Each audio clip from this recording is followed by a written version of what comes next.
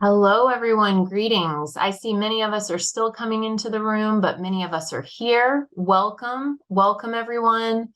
Thank you so much for joining us today for this community convening, where we're going to be talking about some updates regarding the strengthening CRL global collections process that has been underway since April of 2023. Our theme today is aligning vision and practice. As everyone gets settled in, I really just want to give a quick note about logistics. So we will be recording this call and making it available on the Strengthening CRL Global Collections webpage, which we have linked in the Zoom chat. We do have a lot of information to cover today, and we will aim to answer as many questions as we can. We will be capturing questions to ensure that if they're not addressed in this meeting, they'll be addressed in a future communication. The participants of today's call are all people who have participated very deeply in this process, and they include members of the CRL board, the International Collections and Content Group, and individual AMP and GRN, or GCPs, as we will call them, which stand for Global Collections Programs, and CRL community members altogether that have just been so incredibly generous with their time and expertise, also CSPC.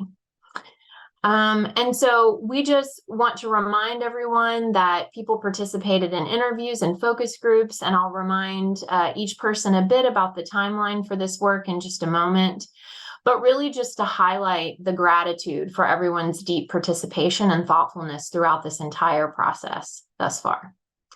And as an overview of our call today, we are going to start with some grounding in the context of this work, and then we'll move into discussing financial and administrative models, as well as clarifying roles and responsibilities. And then we'll dedicate the last 20 minutes or so of this session to Q&A with all of you. Slide. So let's get started with a round of introductions of all of the speakers today, and then I will begin the presentation. So my name is Jessica Meyerson. I am co-director at Educopia Institute alongside my co-director Katherine Kim, who's also here today, and we are facilitating this partnership with CRL. In addition, our co-panelists include Angie Fakes from Macalester College, who's on CSPC and the CRL board, Christina Rose from New York University, who's a member of CSPC, Laura Ring from the University of Chicago, also a member of SAWA, Ellen Mueller from the University of Michigan, who is a member of the Stewardship Working Group, the SSAWG, Dale Correa from the University of Texas at Austin, who's a member of MIMP, Emily Songolo from MIT, member of ICCG, Andrea Duntz, staff member at CRL, and Felicia Owen, staff member at CRL. So with that, we'll begin our convening. Slide. So as a reminder, at the last community convening in May, Katherine and I pointed out that a combination of broad environmental, economic, political, and technological trends are all creating conditions that require stewardship institutions to coordinate their stewardship efforts, particularly their global collections efforts. Given that CRL is a nonprofit educational organization that exists to collectively build, collectively steward, and collectively share collections with their members, CRL is perceived as really best positioned to leverage its scale to coordinate, to track, and to help steward collective global collection development efforts among research libraries in measurable ways toward an equitable knowledge commons. But to truly leverage CRL reach and scale, CRL is taking advantage of an incredible opportunity, and that is to reimagine CRL's global collections programs, to build on past work by staff, committees, groups, and program participants in order to articulate a cohesive, long-term vision for global collections at CRL, and then to design a model that can sustainably advance that vision over the longer term. To, as I mentioned before, align vision with practice. So while you will hear more detail from our co-presenters and co-panelists on both that cohesive vision for global collections, as well as the administrative, financial, and governance practices needed to drive that vision forward, it's important to note that the parallel efforts to recruit a new director for global collections is also well underway.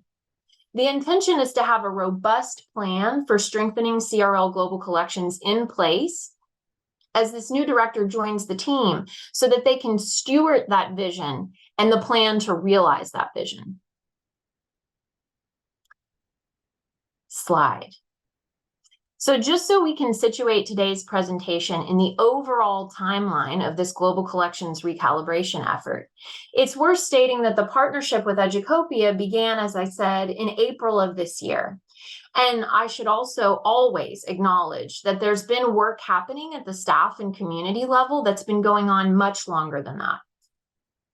This has been and is a community-driven process that's really about prioritizing and focusing everyone's attention and resources towards best leveraging CRL as a vehicle for collective action. The slide that's currently being shown is the timeline for this engagement. The process started with a discovery period, again, conducting focus groups and interviews, reviewing documentation and reports, assessing the global collections landscape, and all in order to move us through the process of establishing our impact model and to work on sustainability planning. This sequence of work is quite intentional. We were informed by key CRL stakeholders during the discovery period about specific assumptions and questions that existed across all levels of the network. And if you want more information about the process, a recording of the previous community convening, a timeline, an outline, and also access to Greg's keynote address about CRL and the post-colonial knowledge commons, all of those are available again at the website for CRL, crl.edu, Strengthening CRL Global Collections 2023, the link that Katherine shared earlier. So while Angie and Laura will be walking everyone through the vision for change, which is articulated in the Global Collections Impact Model, I want to briefly share a few highlights from the impact model that describe the current situation for global collections, both organizational here at CRL and at the field level.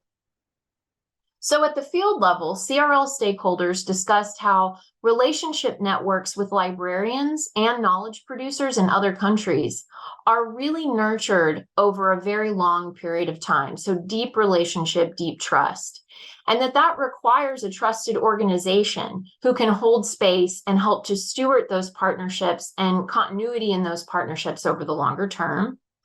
There was also an acknowledgement that institutions have competing collecting priorities, and that thematic collective collecting can only be accomplished at the field level.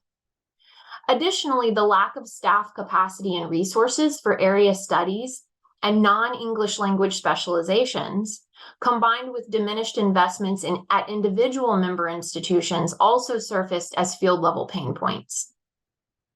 At the organizational level here at CRL, it became clear that the number and the scale of CRL Global Collections activities have outgrown current infrastructures and staff capacity. There's also a misalignment from a governance standpoint in the structures that are currently in place, and no real articulation of the specific types of information inputs needed to feed into and out of CRL Global Collections system in order to support governance in making strategic decisions. Now, work on the impact model mapped and articulated necessary activities to move us from this current situation, which I just described, to the desired impact, long-term impact of CRL's global collection activities. Slide. And as you can see from this list of participants, both the impact model sprint team and the sustainability sprint team, you're going to be able to hear from both of them. They're going to share outputs from each of the groups. They're going to reflect on the process of participation. And the results of the process with Educopia is going to move forward towards a more granular plan addressing the who, what, how, and when. And we'll share more information at the end of this call, but next step plans do involve the staff and many members from the rest of the system establishing an implementation team. So now, with great excitement and gratitude, I'm going to pass things off to Laura and Angie, members of the Impact Model Sprint team, to share more about the long-term vision for CRL Global Collections. Laura? Thank you, Jessica. As a member of the Impact Model Sprint team, I want to remind everyone that an impact model is a tool for connecting the dots at a high level between where we are and the long-term vision for where we want to go and the change we want this work to make in the world. Jessica already described the current situation at the field and organizational level, but I'm going to remind everyone of our shared vision for global collections.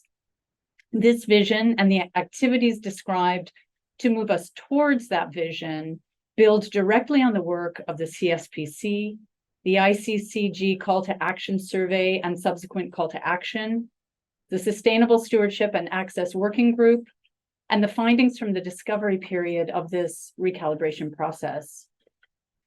It is a vision characterized by more equitable partnerships, clear and diverse collection priorities and impacts, and a collective commitment to advance the cultivation of the post-colonial knowledge commons, advance scholarly communication and equity of access in all parts of the world, advance discovery and promotion of research resources in regional institutional repositories, advance collection development of print resources in service of the collective collection, support timely cataloging and description of print and electronic content, especially for non-Roman script language materials, coordinate and support engagement of regional institutions and information producers to develop and sustain collections in a post-custodial setting, build, maintain, and enable interoperation of digital infrastructure that supports the identification and capture of born digital resources, and to advance the development of diverse and inclusive non-Roman script language corpora to support computationally driven research and teaching.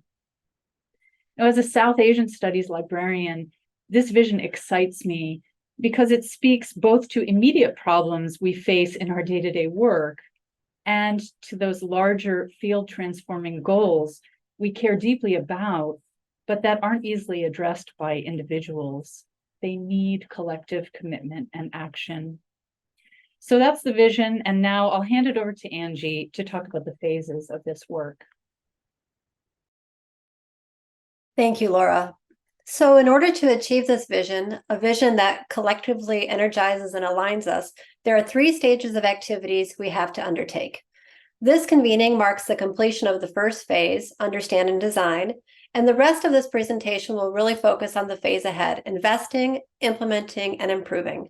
And to put it simply, the vision sets our direction, but in order to get there, we have to implement a new set of administrative, financial, and governance structures and practices. Before moving on to talk about carrying the vision forward, I wanted to take a moment to share that as a CRL board member, a member of CSPC, and as library director at a small liberal arts college, I'm honored and inspired to be engaged in this important work, to learn deeply about the impressive history of global collection development, and to consider inspired and sustainable ways forward with increased opportunities for engagement across the entire CRL membership in order to ensure the development of and access to shared global collections for populations to come well beyond our tenures. Places like Macalester, where I work, not only depend on this important effort to deliver robust research collections to our students and faculty, we are poised to become deeper partners in the evolving collective effort, which motivates and excites me personally. So with that, we'll pass it off to Ellen to introduce the work of the Sustainability Working Group. Slide. Thanks, Angie. I'm going to take a moment to define what we mean by sustainability before we dive a bit deeper into opportunities around administrative, financial, and governance structures and practices. Through the Sustainability Sprint Group's conversations, sustainability is a scalable framework to support access to our global collections for the long term. Primarily, we were focused on what the necessary mechanisms to provide consistent access with clear roles and responsibilities defined between CRL and global collections. With this in mind, we're defining sustainability as mission clarity or mission alignment, strong financial management, and clear governance. A CRL is a nonprofit educational organization that exists to collectively build, collectively steward, and collectively share collections with their members. Sponsored programs, including the Global Collections programs, must engage in activities related to or supporting the mission of CRL.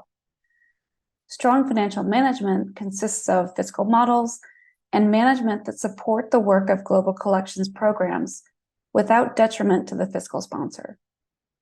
And then through clear covenants, responsibilities for organizational oversight, decision-making, resource allocation, operations and management, and overall alignment reduce risk and ensure all act in the best interest of CRL and the GCPs. Next, we'll hear from Christina, who will go over why the current structure isn't sustainable, and then Emily and Dale, who will lead us into the next segment of the presentation, where we will introduce the current proposals and recommendations for addressing these pain points, and more importantly, attending to our three-pronged definition of sustainability so that we can, as Jess said in the introduction, effectively tie our vision for global collections to practice. Thanks so much, Ellen. I think it's very important right now to understand what isn't sustainable about the current situation for global collecting. But before I start, I wanted to flag the expertise and perspectives of the members of the Sustainability Sprint Group and our work process.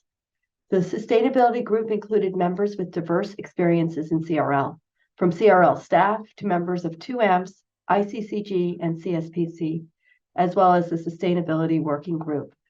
Our group has expertise in collection development, area studies, librarianship, financial management, nonprofit governance, technical services, and library administration. At our meetings this summer, we considered each facet of sustainability: mission clarity, strong financial management, and clear governance. It was a process of discovery. And unfortunately, we realized that the current global collections activities are not sustainable. It's not anybody's fault. The GCPs grew organically over time and sometimes independently of each other and CRL. Regarding mission clarity, we found inconsistent alignment between CRL's mission and some global collecting practices. CRL's mission to collectively build, collectively steward, and collectively share collections with their members. As an example, the global collections programs sometimes operate as mini granting agencies for individual members to build collections in their local libraries, and those collections are not necessarily shared with all CRL members. The global collections budget practices are completely unsustainable. While budgets are planned for projects and material acquisitions, the operational costs are not accounted for or funded. Operational costs include apparent and ancillary costs like staffing, financial management, or inflation in planned projects. One of our biggest aha moments was learning that only a few AMPs contribute to their operational costs, and those contributions do not meet the cost for CRL to provide fiscal sponsorship. Essentially, CRL is hosting the global collections programs at a yearly loss. But perhaps the largest opportunity loss is a lack of clear governance structures, which results in siloed operations and a lack of support structures. There is ambiguity about roles and responsibilities between the GCPs and CRL. In the current structure, the GCPs are largely disconnected from the CRL board and the existing collections committees, CSPC and ICCG. This makes it difficult to ensure alignment on decision-making and, most importantly, resource allocation for the global collections. There is a poor understanding among the GCPs of CRL's work to make collections discoverable and accessible to members, or the services available to GCPs in building global collections. This is a real shame.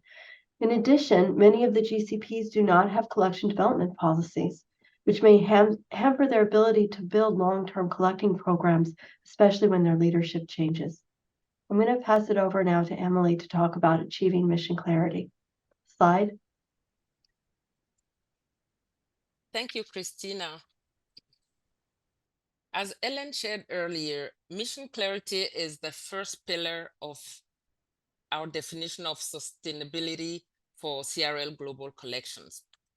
But let me stop and repeat the definition of the mission clarity. In achieving this mission clarity, it's important for me to stop and read for you again the mission of CRL that Jessica talked about earlier.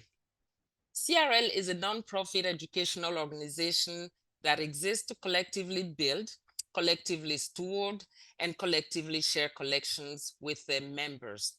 Global collections programs must engage in activities related to or supporting the mission of CRL. Next slide, please.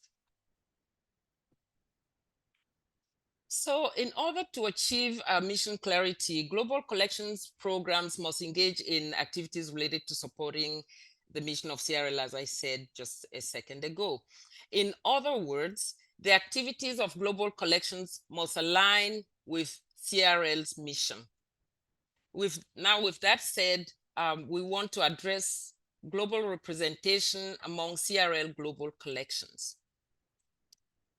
As you can clearly see from this slide, current global collections programs do not provide comprehensive global coverage. For example, as geographically vast as Asia is not represented in these collections.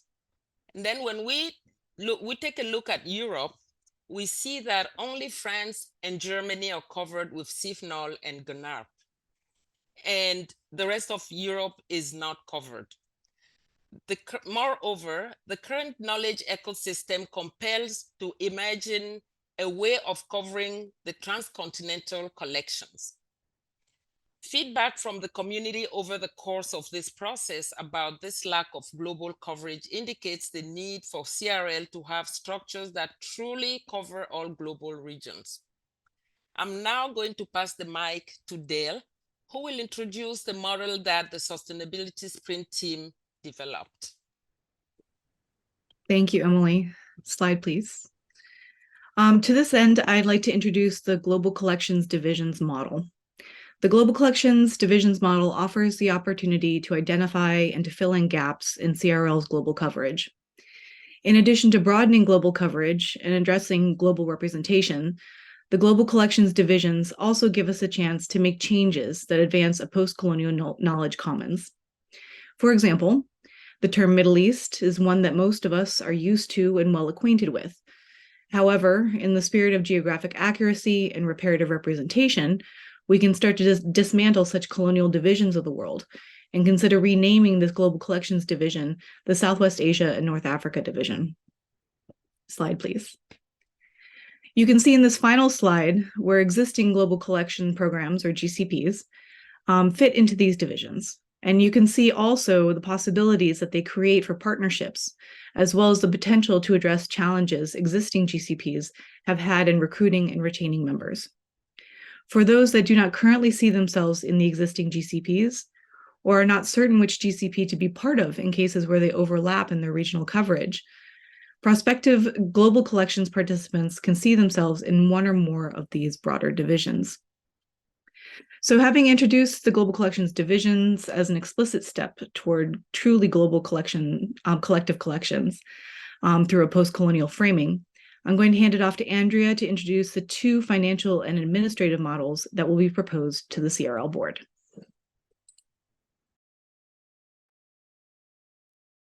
Thank you, Dale. So the second pillar of sustainability calls for strong financial management, wherein the global collections divisions, as we just heard, hosted at CRL could be hosted without detriment to the organization. The Sustainability Sprint Group specifically, in order to achieve strong financial management and present multiple options to constituencies, looked first to current practices within the global collections programs and found two possible models that are grounded in current practice. Fiscal sponsorship as the first model, and an additional membership or an add-on membership as the second model. In a few moments, I'll talk more specifically about what each of those models are, but first I'd like to share where we saw each of these models and then share a few observations grounded again in current practice. and then the findings of the sustainability sprint group. So with that first model, groups like LARP, GNARP, CIFNAL, and SAWA are modeled in ways that resemble a fiscal sponsor relationship. Model 2, groups like MEMP, CAMP, LAMP, SAMP, SEAM, and SEAMP are modeled in ways that resemble an additional member benefit offering. So now, as I share these two models and where they're grounded, there are 5 things that are essential that we understand before we dive deeper into the models. So all of the groups listed above, even though we've put them into Model 1 and Model 2 as what they resemble, all of the groups are some variation or combination of Models 1 and 2. No group is entirely Model 1 or Model 2, and no 2 groups' administrative practices or structures are the same. We've got a lot of individuality, all geared toward building global collections, but none of them are administered the same. No group exists as a legally recognized separate organization, and no group has a model that fits the definition of sustainability as presented by this process and the sustainability sprint group. So knowing this, our task then became evaluating which of these models best serves and aligns with our pillars of sustainability, which are again, mission alignment, as Dale and Emily just covered, financial management, and clear governance. But of course, we have to evaluate any fiscal model within the same framework, including mission alignment and governance. So which model best supports mission alignment? To answer this question, we look first to what each model is. So what is fiscal sponsorship? Fiscal sponsorship is the practice of nonprofit organizations offering their legal and tax-exempt status to groups, typically projects or programs that are still developing and in the early stages and are fairly new, that are engaged in activities related to the sponsoring organization's mission. Model 2, what is additional membership? What does that constitute? In this case, an additional membership offering where participating division members operate as a collection development curator body and steering committee for CRL collections. Now, while both models would clarify governance in comparison to how these global collection programs exist at present, a very clear picture of how they would operate is drawn in this model, or rather in Model 2. And we immediately begin to see a close alignment between model number 2 and CRL's mission, which of course is to collectively build, collectively steward, and collectively share collections with their members. Using a very similar framework, we evaluate governance and what each model contributes to achieving clear governance. So what does governance look like in fiscal sponsorship? This model is usually best suited for projects that are in an incubator stage, as I mentioned and alluded to on the last slide, wherein the fiscal sponsee grows funding, programming, and recognition of the program, while reducing the fiscal sponsee's liability and limiting IRS challenges of tax-exempt designations of donations, whether that's Title VI or membership fees, as has been the case with some of these programs. A board resolution may also be adopted during the agreement process to address potential or eventual separation of the fiscal sponsee from the fiscal sponsor, as again, this is usually something used when programs are just developing and will eventually graduate out of a fiscal sponsee relationship and become their own organization. Model 2, how does additional membership operate? How does this affect governance? In Model 2, the global collections divisions, as a part of CRL, would build global collections with the support of CRL staff, committees, and board members. Now, while both models would clarify governance, especially in comparison to how these global collections programs exist at present, a very clear picture of how governance would work begins to emerge in Model 2, especially when you consider that CRL is a membership organization that operates as a cooperative, not as a nonprofit incubator. CRL is of, for, and by our membership. Offering fiscal sponsorship as a service doesn't wholly align with our business model. It's at this point that Model 2 really seems to be a clear choice, comparing it and contrasting with the objectives of Pillar 1 of the sustainability definition and Pillar 3. So before we move on to the financial pillar, what are the advantages of full integration? What are the full advantages of Model 2? So as an add-on membership option, the GCPs or Global Collections Divisions, as we've heard, would be recognized as a cohesive part of CRL. That would clarify the mission alignment and governance. The Global Collections Divisions would also directly influence and inform how CRL's collective collections are built. These groups themselves, because of the opportunities to work across institutions and even continents, would provide a forum for professional networking with other subject experts in like and adjacent fields at both the national and international level.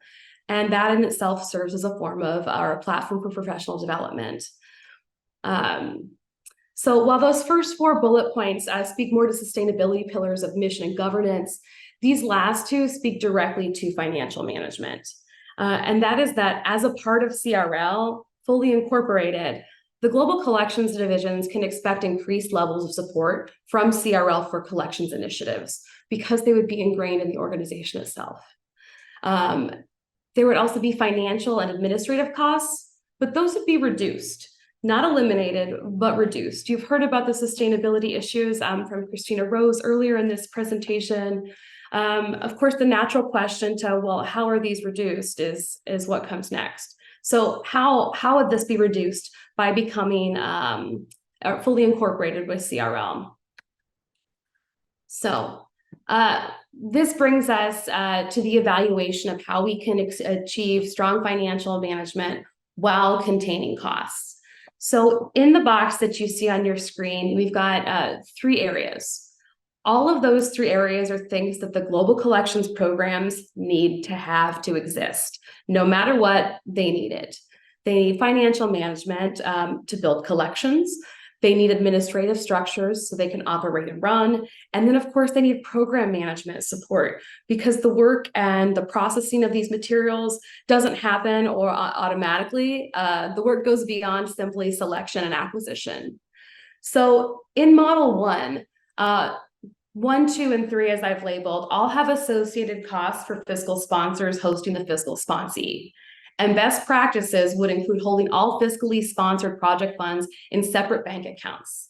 Let me be clear, separate bank accounts for each and every single division or global collections programs as they are currently.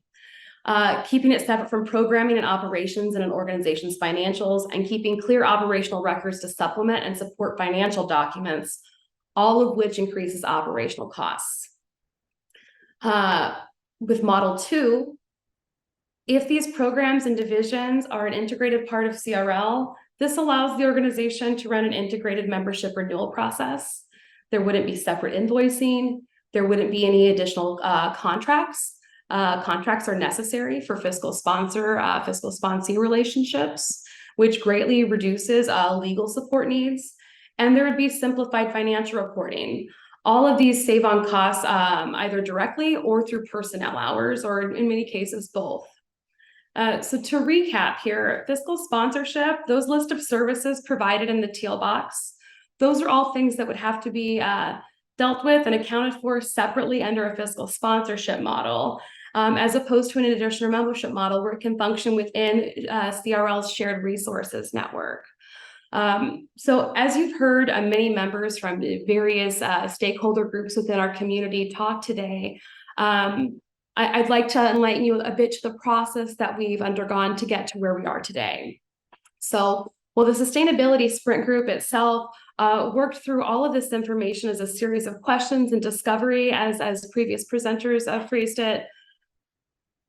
At the end of the day, when we had our body of work ready, we presented both of these models to ICCG, CSPC, and collected feedback.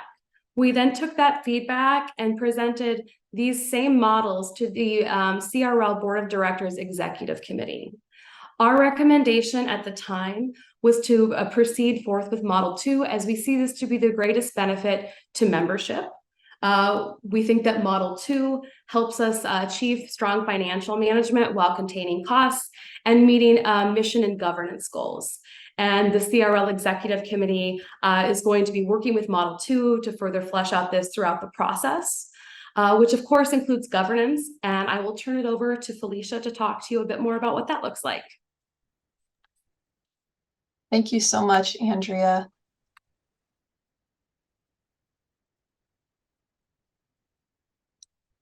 So as we look at this final pillar of sustainability, we've laid great groundwork in looking at how we create mission alignment and how we achieve strong financial management. The last piece is achieving clear governance. And I know Ellen went through these definitions thoroughly, and I'll just underline here that clear governance comes down to clearly delineating roles and responsibilities for all stakeholders in all parts of the system, ensuring everyone knows the what, how, and why for any processes or work that we are doing. Slide. So as Christina articulated, and I'll just flesh out a little more clearly in this framing, the current global collections programs and how they fit into the current governance structure. They currently have a very limited connection to CRL's overall collections groups. There's some engagement with ICCG, but it's not formalized. And more importantly, there's quite a bit of siloing among the current AMP and GRN groups. There are sometimes ad hoc opportunities for collaboration, but that usually relies on staff making a connection or relationships among the leadership. There's no ingrained way to ensure everyone can connect with each other. Most importantly, all of these different parts of the system are lacking a cohesive collection development policy or strategy. All of the AMP and GRN groups are building collections, but not necessarily aligning that work with the overall collection development policies set by CSPC and the board of directors. Next slide. So how can we reimagine how our new global collections divisions will fit into CRL's overall governance structure and ensure everyone knows that who, what, and how? The sustainability sprint team thought about a number of questions, and we came to this engine model, as we're calling it, that ensures there is feedback and communication happening in every direction. So most importantly, the CRL board and CSPC setting direction and strategy for collection building overall for CRL. That's our mission alignment, setting that stage. ICCG and the GCDs would lead building and stewarding global collections and fostering community around that work, really making collection building happening and sharing out those resources. CRL staff are, of course, an important partner in all of this work, and we can see them articulated as the arrows, the conduits, facilitating work within and among all groups.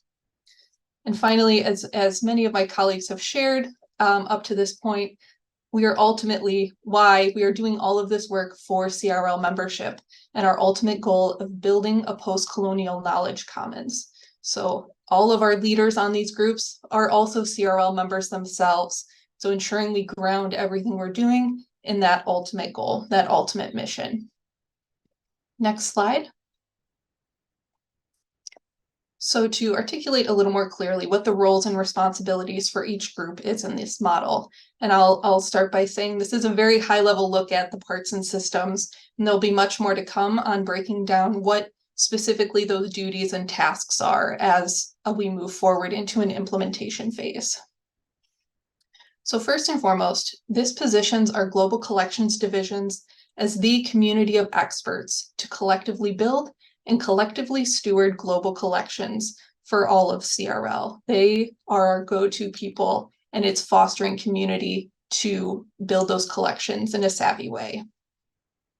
The International Collections and Content Group, ICCG, serves to advise, guide, and implement strategies for global collections and services at CRL, including supporting the global collections divisions. So they're taking a more holistic look at global collection building at CRL and helping support and advise the global collections divisions to ensure we're working cohesively within that greater collection development policy and overall mission.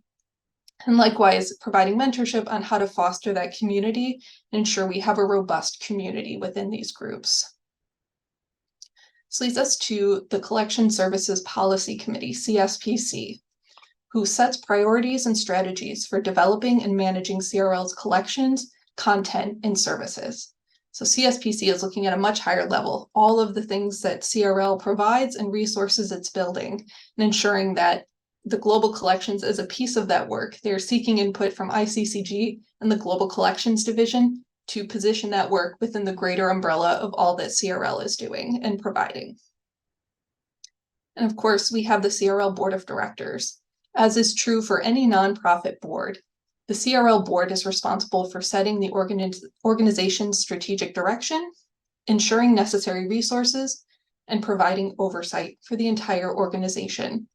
So again, they are looking at mission alignment at the highest level to ensure everything we're doing is ultimately serving CRL membership as they expect, both in the current term and looking to sustainability for the future. Next slide. So how does this model, now that we know the who and the what, how does this model build global collections better? First, we can look at this operationally.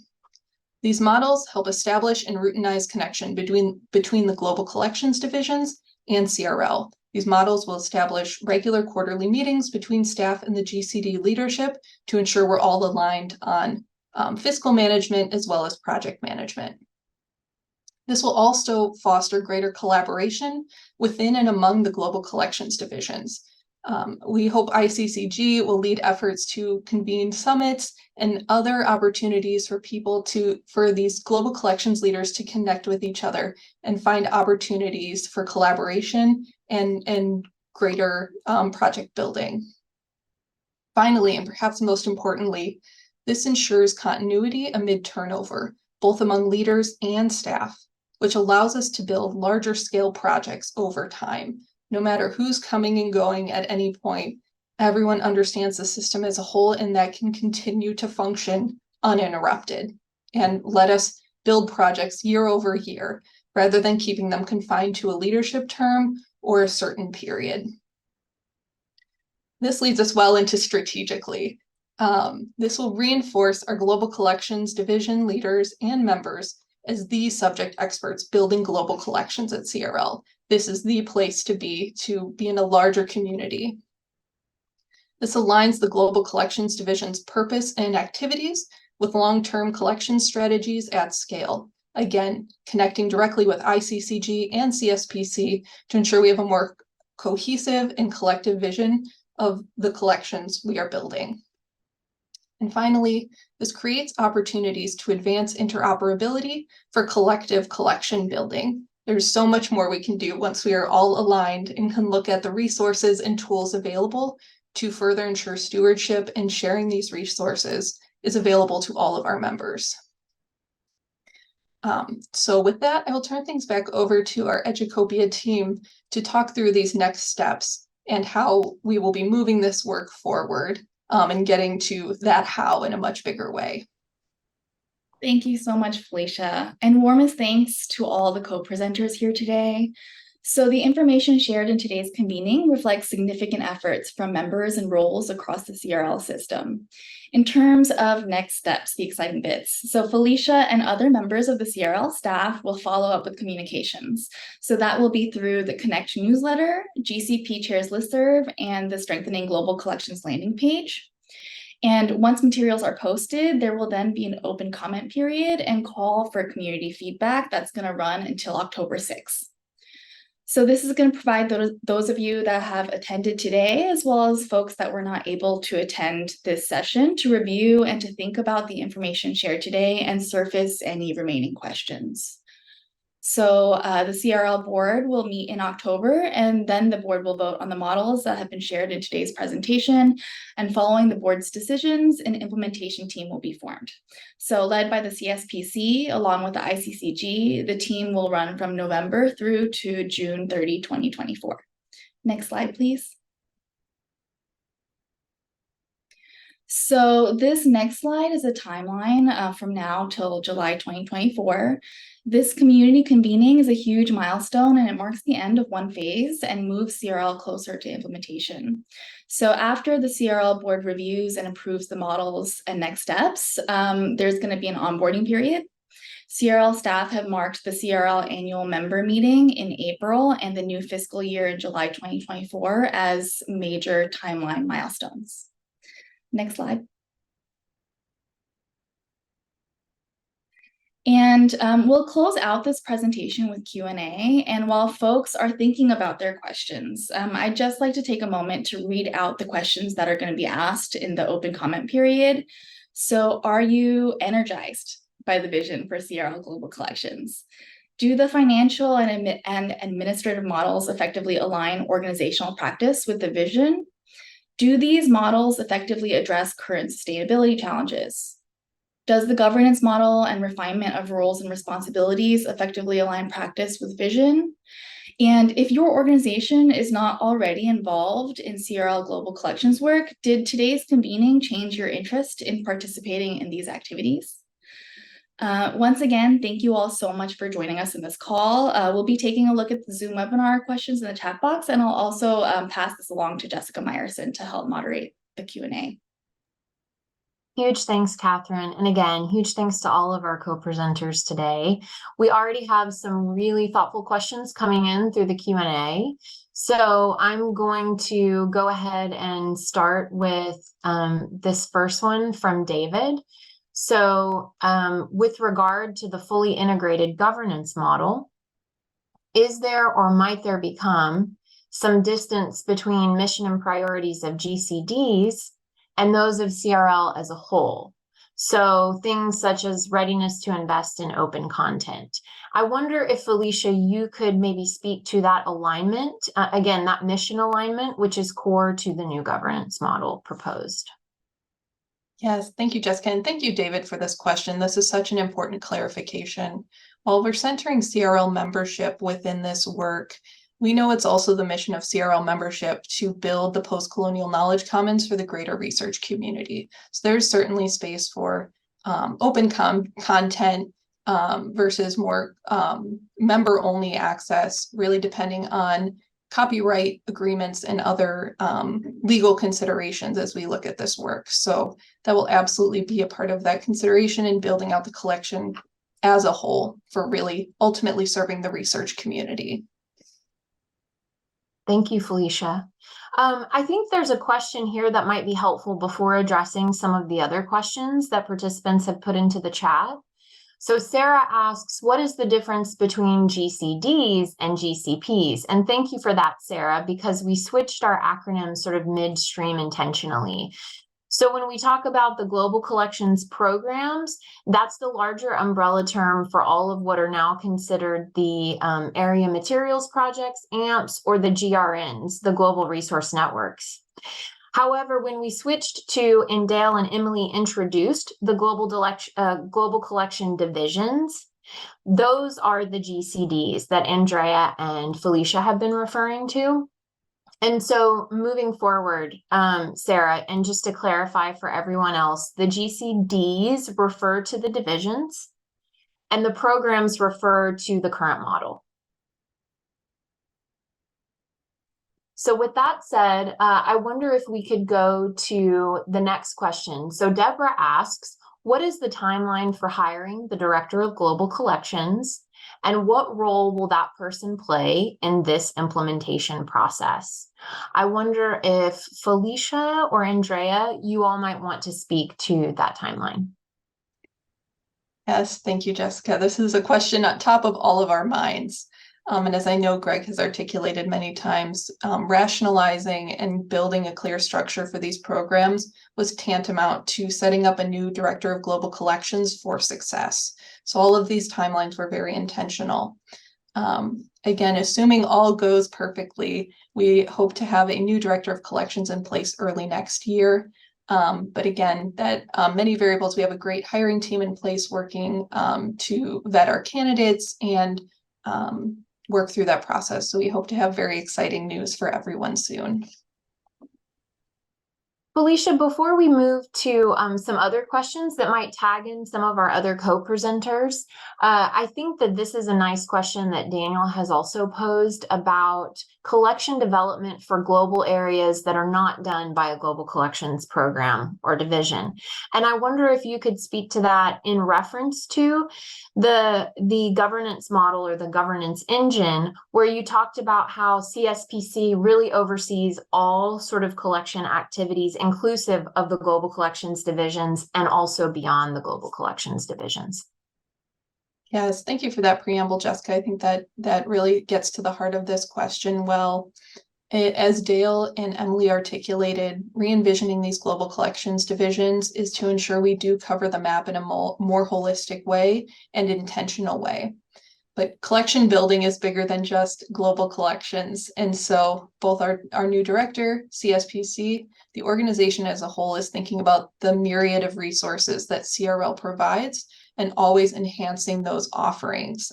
We have licensing that goes beyond just global services. There's all kinds of things happening at CRL. So that is always going to be a team approach. And that's why we have so many different groups and so many different leaders engaged in this work to look at that at many different angles. Thank you, Felicia. So now we'll go to, maybe we'll go to Khalil's question around, this might be a good opportunity to talk a bit, and Felicia, I hate to tag you in, but I think you might tag in some of our co-presenters to help you with this one as well. I think Khalil gives us a good opportunity to talk about an example of how the governance model will work in reference to projects. So Khalil's question is, can you talk a bit about what would be involved under the proposed model in getting a preservation project from an idea at a member institution to approval and completion? So a bit about what that workflow might look like. Speak to this at a high level. And again, I encourage any of our Sprint team members who know this work much more closely can speak to this more specifically. Ultimately, again, our global collections divisions will still be the experts guiding our global collection building. Those proposals will work through those groups. And again, connecting back into ICCG is simply serving as an advising group. So ICCG is helping support these groups and ensuring those projects fit the overall mission of CRL, and also very importantly, ensuring staff resources, financial resources, all of the important pieces are in place and considerations to successfully execute that project and have a clear timeline on when that can be completed. So the global collections divisions and ICCG really working as partners to not only determine what projects we need to do, but how we do them in a timely and successful manner. Is there anyone who has additional thoughts on that? Yeah, I wondered, maybe Emily, as a member of ICCG and the Sustainability Sprint Group, if you would like to speak to Khalil's question and Felicia's response as well. The only thing I'd like to add is that ICCG is a good space, a good group for also identifying the connectedness between the different geographies that we're talking about, because and that will really help take the resources farther than thinking about individual proposals that are focusing on thematically on the same theme, but on different regions around the globe. Thank you, Emily. So we have a question from Julie, and I'll send this one to you, Andrea.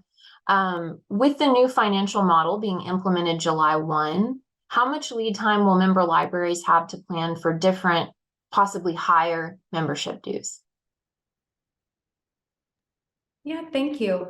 So I'll take a stab at this, but I am going to pass back to Felicia at the end here as our representative for, she's the director of board and member relations. So as with the process that Educopia outlined towards the end of this presentation, there will be an entire implementation timeline that will be made public as these decisions are made. And one of the things that I do want to clarify about the additional membership model, or Model 2 as we referred to it throughout today's conversation, that won't affect CRL core membership.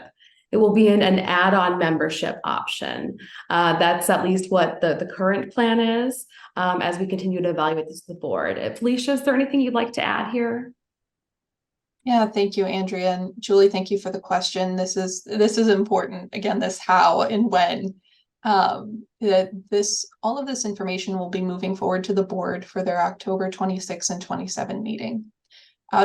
Coming out of that meeting, once the board has decided if and how we are moving forward, the what, ensuring this all aligns with the board, looking at the whole organization, we will then move forward with an implementation plan that makes it clear each of these different contingencies, and more specifically, some of the reports, those quarterly meetings, all of those things will be laid out in a cohesive way. So we will certainly not have any surprises for our members, and certainly have some introductory time to implement these changes and make sure everyone can move into these new models smoothly. And that will take time over the next year or a couple of years as we get everything aligned. So we certainly want to ensure there are no surprises to anyone, and there's plenty of time to adjust to these new models. Yeah, thank you so much. So I just want to acknowledge, so Sarah, I know you have a few questions in the chat. I just want to go back up to Ksenia's question. So Ksenia is asking, making initially a comment that this makes sense, the sort of collaborative vision. And when it comes to Dale and Emily's introduction of the divisions, it looks like this is an observation that aside from France and Germany, 18 European countries are represented in CEIMP. And the way that it's divided up into Europe versus Slavic leaves CEIMP with representing only Russia. So I think the core question here, which others may be holding from a different perspective, would be, how would current AMP and GRN members be more involved in thinking about these conceptual issues of how to improve representation of diverse cultures? And I wonder, Felicia, as Director of Board and Member Relations, if you want to kick it off, but I think it would also be really valuable here to hear from Dale and Emily as well. Yes, thank you, Jessica, and thank you, Ksenia. This is tantamount in this work in being intelligent about how we represent the globe in an intentional way, and how we ensure everyone's well represented. And so we talked a lot about the term Slavic and European and where those lines are drawn. And again, this comes to ensuring groups are connecting with each other and there's collaboration. As we know, with even many individuals' titles, there's a lot of overlap in how these world regions are covered and represented even within your own institutions. So there's a lot of space to look at how we draw those borders and how we build community within these specific groups. Dale, Emily, others, do you have thoughts to add on that? I would just echo what you've said about kind of the blurred lines and the collaborative nature of folks' individual positions, but also how they're organized within their institutions, and how we're all thinking about collecting with CRL and within our own institutions and across them. So I don't think Ksenia is wrong necessarily. There's definitely overlap there. And these bubbles are not perfect on this map. So we've got to acknowledge that. But I think there is something to be said for grouping affinities, but also allowing for multiple groupings. And that's what this model is intended to do. So. Yeah, I would like to add that this model is the first step as really opening our thinking around global collections with all its diversity, and also recognizing the fact that it is not, we're going to be working with the different groups, the different AMPs, to refine the geographies that we are proposing here, because when I'm thinking also about the larger ecosystem of knowledge, where you have you'll find SEMP materials that are relevant to Africa, for example, or or in other parts of the globe. So how then do we conceive them? And I would like us, all of our community, to think about ways we can open our thinking, open it up to be more inclusive as one, and to come up with definitions that enable the people who are doing the work and who are directly collaborating with CRL to get things done. Because right now there are gaps, and what we're trying to do here is acknowledge that there are gaps and that there are probably more than one ways of filling these gaps. This is just the beginning. Emily, I think that speaks really well to several of the questions that people in the audience might be holding, including Brian's, which is, assuming that we're open here within this model, that there's space within this model to different geographic foci or foci of the global collections divisions. And I also want to kind of combine Ryan and Jeremy's questions together a little bit, because I think both of their questions are really speaking to, within the current model, some AMPs and GRNs are also involved in leading activities that are not exclusively collection building activities. For example, hosting a conference or collaborating and co-hosting a conference or a convening of people doing work on specific regionally grounded collections. And so within that, what space is created in this model, or where might some of those activities be positioned in this model? So again, if we want maybe Felicia to start that question and then hand it off to other members of the group. Yes.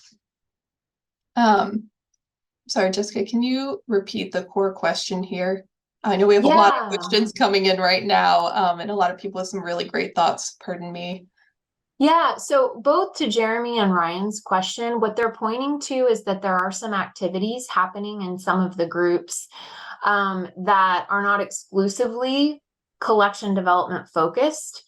So that could be a conference, that could be focused on open access. So the question is there sufficient space in this model for activities outside of purely global collection development? Thank you so much. And that is such a good question. We are focusing a lot on the collection building part as part of that mission alignment, but as we also touch on and maybe didn't elaborate on enough, this is also about building community, the people involved in doing this work.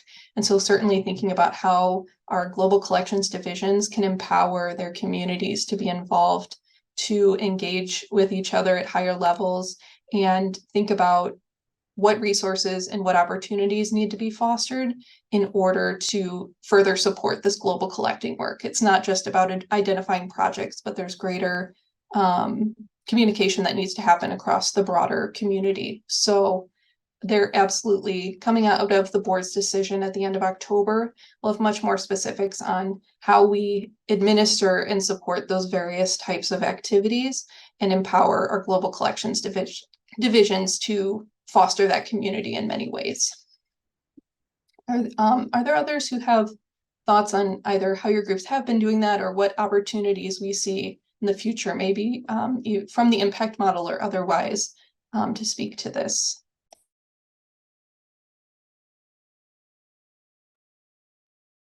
I think it was clear in the work when we convened to do the impact model that we were thinking about building community, we were thinking about relationships, we were thinking about sort of building the next generation or generations of scholars and librarians who could do this kind of work. And so to me, and I think others in the impact model sprint group, we didn't see that as separate from the mission. We saw that as integral. And so while I have not been involved in the sustainability group, I certainly hope and imagine that there's scope and space for that kind of work to continue.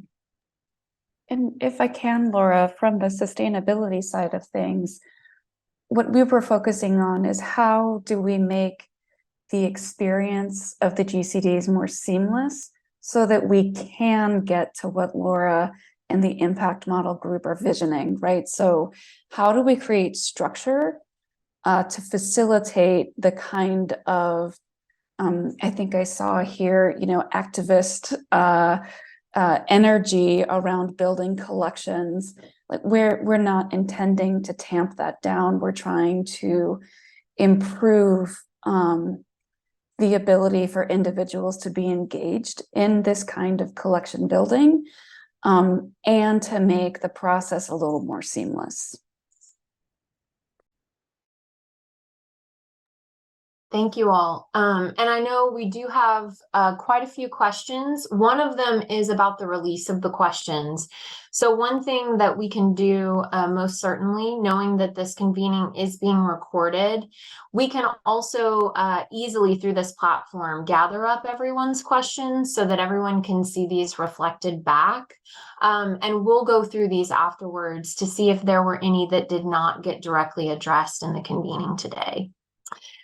So I want to also follow up with maybe a bit more of a brass tacks question on the additional membership model, Andrea. So one of the questions asked is, will that additional membership model be a single global option, or would it be region by region or division by division, a collection of options? And this is from Judith.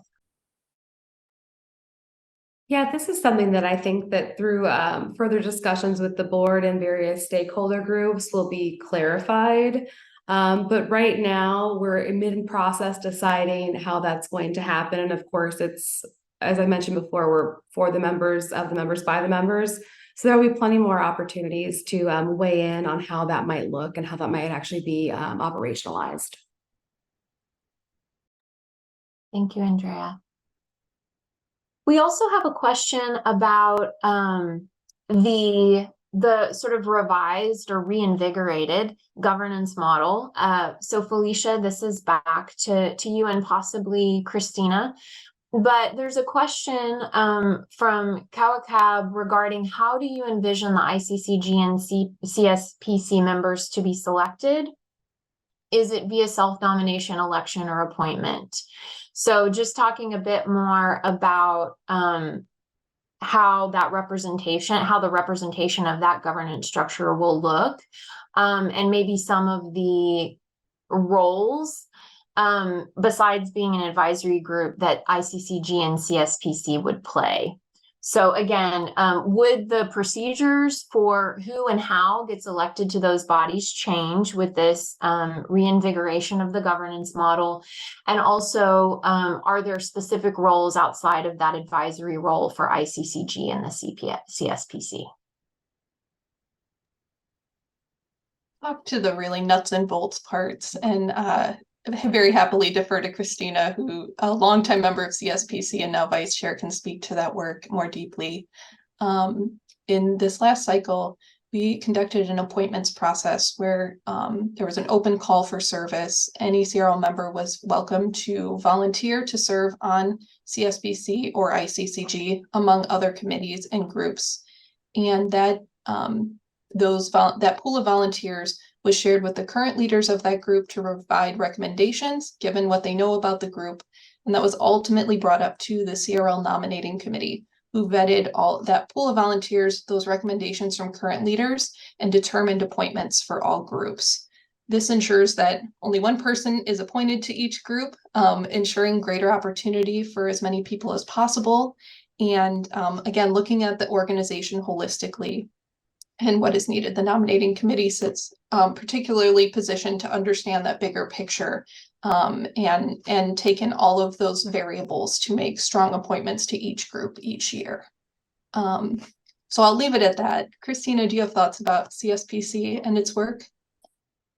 So I think you pretty much covered how we all get there. I will say that the appointments are 3 years long, and that's long enough to really understand and help have an impact on the work, but also not so long that people are there, and for that it helps with representation and bringing more members in.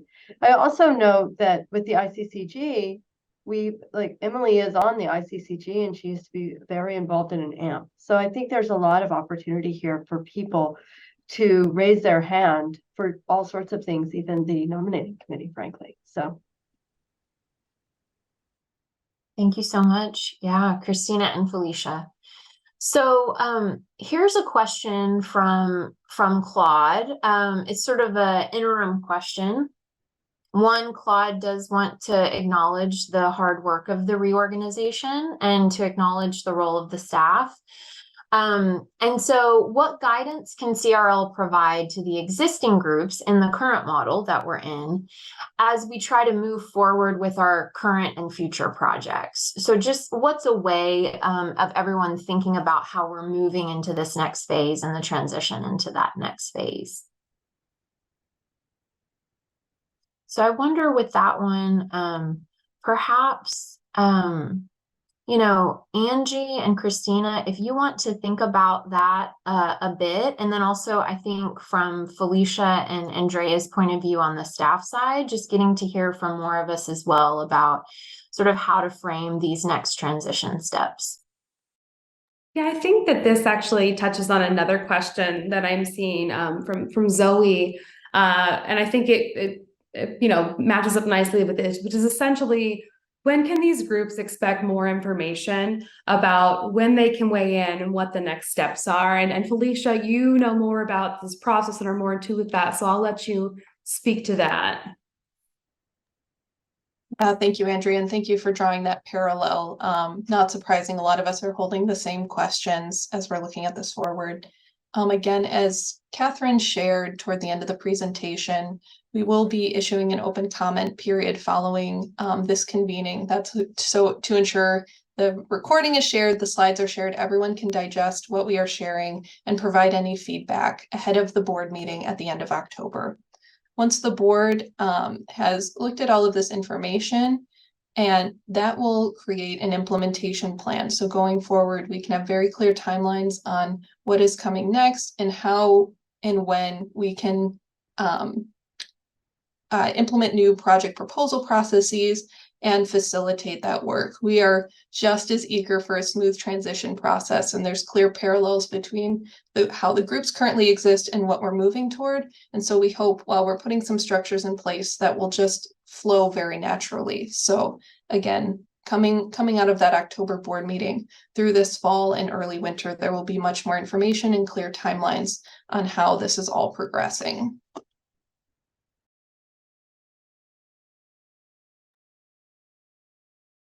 Yeah, thank you so much. And so we do have time for more questions. So one of the things I want to address, Sarah brought this up and it's greatly appreciated. And I think it was sort of +1 by several people in the audience. So let's address that.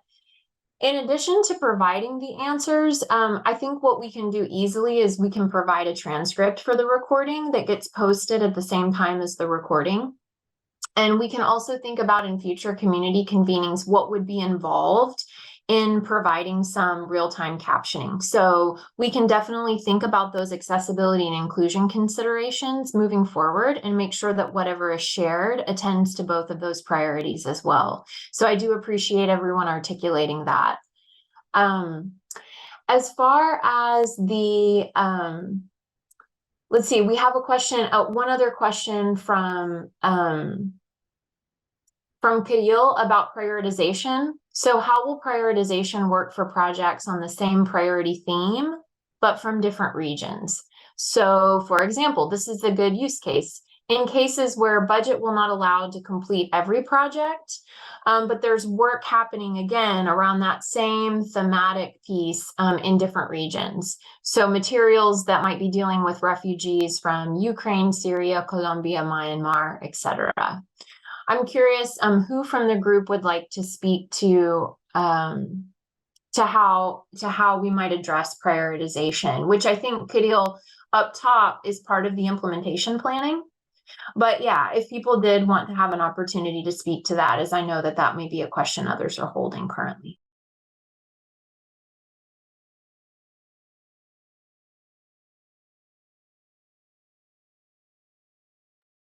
I can say a little something about that.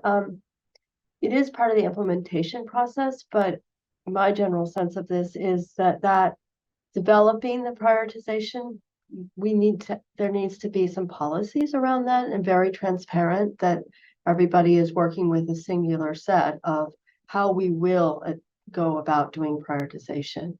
I would imagine that some of that work happens in the ICCG with also consult with CRL staff. What can CRL staff take on? What can, how does that work? It's hard to say right now how it will work, but I think it's really important that there is transparent policy around it. That would be the thing I would be pressing for here. Emily, would you like to speak to that at all as a member of ICCG? It's a really good question. And I think that it is one of the core roles that I see ICCG playing, that, you know, they are, especially when you look at the way scholarship happens on our individual campuses, where even your undergraduate projects, they're not necessarily focusing on one world region. They tend to be you know, trans-regional and cross-regional also. So we're going to need time for ICCG to really put some thought and formulate these criteria and guidelines, because right now we don't have such tools to answer this question. So if you can bear with us, I think that some of these questions we might need to follow up with the asker, because I mean, they're very useful, both from the CRL, the board, and the different groups.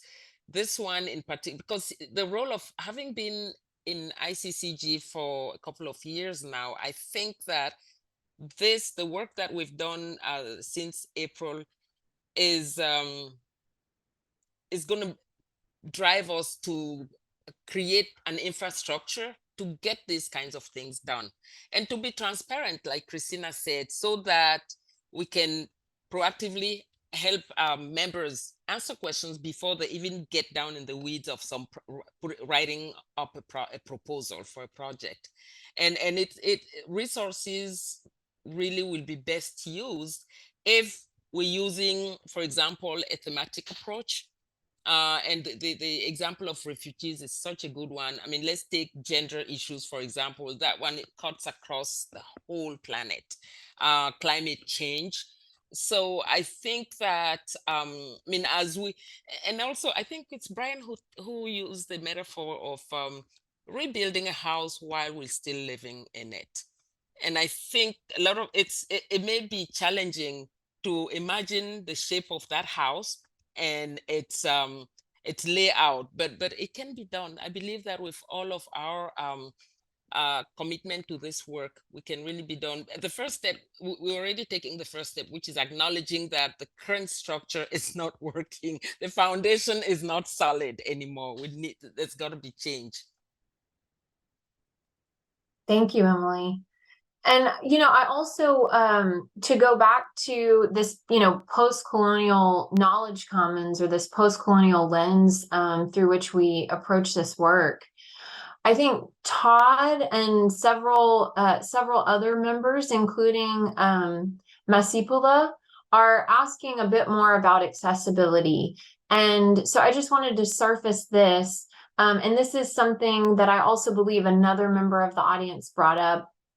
So when we share out these materials, just starting there, I think that one thing we can do on that webpage would be to make sure that all of the acronyms are spelled out clearly for everyone. Completely understandable. I know that we're all swimming in acronyms, and that's not the most supportive thing for everyone that hasn't been as close to the work as this group has. So we'll be absolutely sure to do that. And in that transcript, we can make sure in particular that the acronyms are spelled out and then are consistent throughout the rest of the transcript. As far as in future presentations too, taking Todd's advice to make sure that we speak out the acronym the first time before using the abbreviation. So I think that that's really helpful. And I also want to speak to Masipula's question above about inclusion in terms of committees. So do any of the committees include a clause for people with disabilities to be included in the committees? And I think that this speaks exactly to what Emily and Christina were just talking about.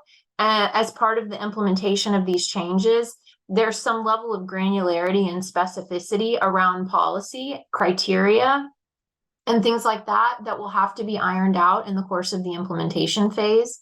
But I do invite anyone from the group to speak specifically to that question.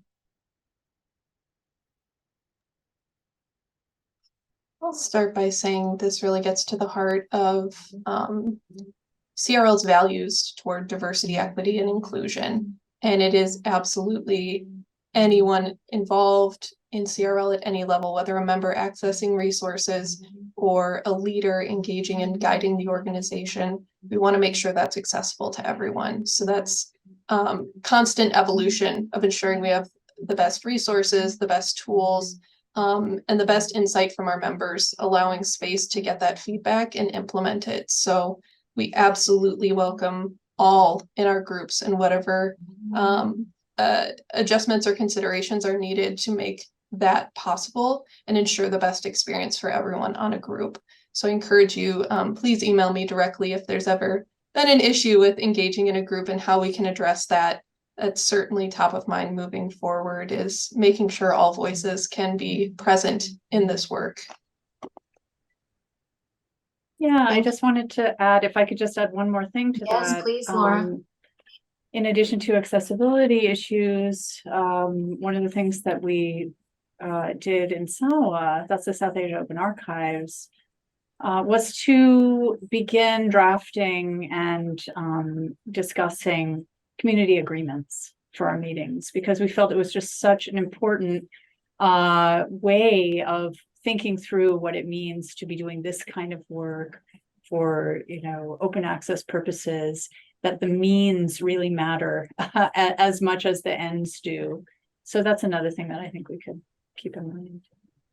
I will follow suit to add that, first of all, to thank Todd, my friend Todd, for his question, that perhaps down the road, we might think of forming a accessibility group, because there is a lot that comes into play with, besides how a meeting is run, but we have a lot of preservation projects, digital projects, and even the catalog that our communities are using. So because it's a good idea to have somebody with disability, people with disability in the different groups, but it's a different things. It depends on the outcomes that we really want. But I see an accessibility group here at CRL. The time is ripe for that. That's a wonderful point, Emily. Thank you both, Laura and Emily. And this, maybe pulling this question out to a broader lens, I think this is where ICCG can again be a great support. If there's some great practices happening in SAWA, we can ensure that all of our global collections divisions are aware and have that recommendation, a corpus of best practices, examples, templates, those kinds of things. Everyone has opportunities to learn from each other and evolve together. So lots of opportunities to make this possible now and in the future.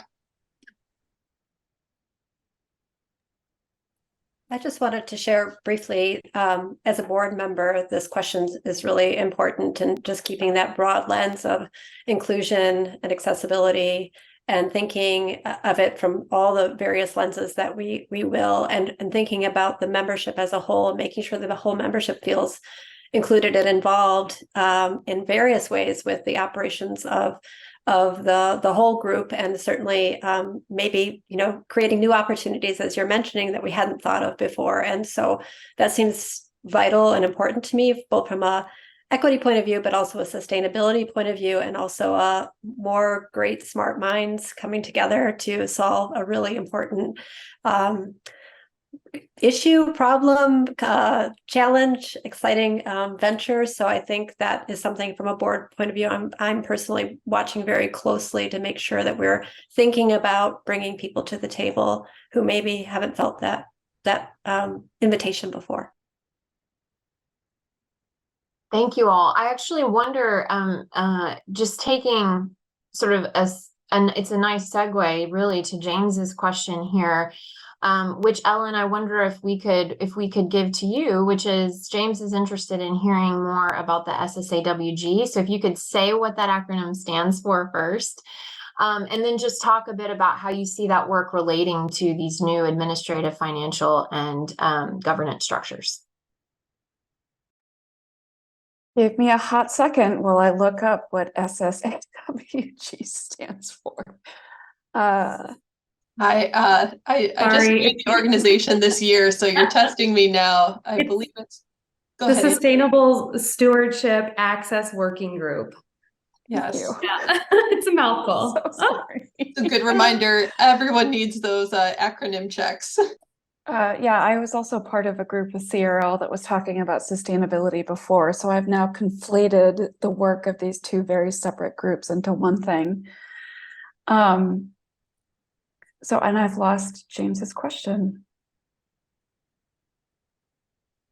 Let me grab that for you, Ellen. Thank you. Sorry about that. Yeah. So no, not at all. So James's question is, how does the work of the SSAWG, or the Sustainable Stewardship and Access Working Group, how does it relate to the work of these new structures? So I think that what our group did, which I really appreciated, was focus on themes or topics around concerns that had been surfaced through the impact model, and then also voices that we heard from the call to action survey, and then also through conversations with just individuals who are part of the current AMPS. So I think that the structure came from a place where we were seeing similar concerns across the different collecting areas about how to share collections, how to make collections discoverable, how money was spent, who it was spent for, and recognizing that I think many of us have an expectation that these collections are available to CRL members, but we're finding that that possibility is limited in the way that we're managing our collections. So the purpose of the sustainability group was to talk through some of these issues that were surfaced, and then what potential opportunities could we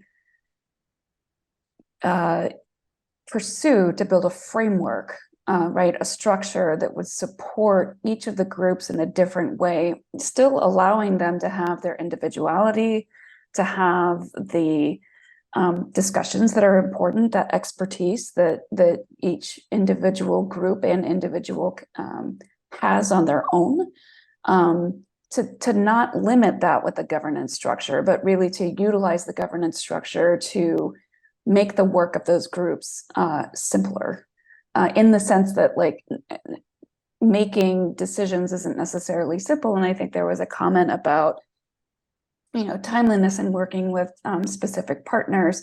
The intention of the governance model is not to restrict the work that these groups have with partners in their areas, but really to make the collections accessible and discoverable, and make, I don't want to use the word sustainable, but make it possible for those collections to be managed by CRL staff and the GCDs in a way that can be turned over in time, and I guess in a reasonable amount of time. So the CRL staff have capacity to do that work, but then also as membership of these different GCD changes, the folks who are onboarding or aware of what is available, what has been done.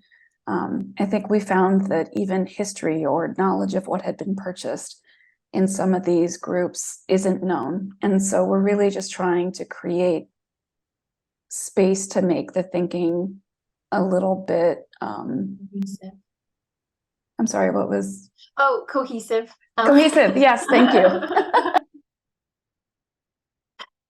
Yeah, I mean, these are all such good questions.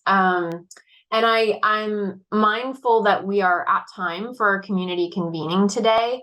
However, I'm also mindful that there were several specific questions still in the Q&A that we didn't get to in the course of the convening. So I do just want to reiterate on behalf of all the co-panelists today that we will gather up these questions. They are recorded as part of the recording of the community convening, and that when the recording is posted, we'll have a transcript associated with the recording that's also posted side by side.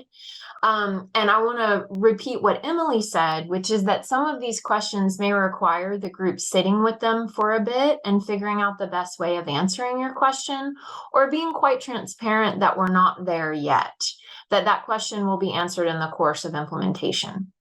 So I want to very sincerely say thank you to everyone that attended today, that took their time and the thoughtfulness to just participate, to listen, and also to ask questions.